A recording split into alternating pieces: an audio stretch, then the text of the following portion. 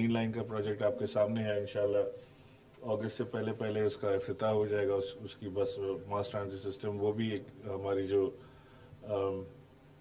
Industrial area है इसको सर्व करेगा। इनके लेबर के लिए बड़ी एक मुनासिब सहूलत उनको मिल जाएगी। एक इज़्ज़त के साथ वो बस में बैठ के, वो ये आम बस नहीं है, आर्टिकुलेटेड बसेज हैं और बहुत ही खूबसूरत बसेज ये हैं। और इसमें खुशखबरी ये है कि इसकी जो प्रोटोटाइप है वो तैयार हो गई है इंस्पेक्शन के लिए। कल से परसों 2 दिन के अंदर उसका इंस्पेक्शन हो जाएगा और फिर ये बसें बनना शुरू हो जाएंगी और फौरी तौर से ये डिलीवरी के लिए तैयार हो जाएंगी।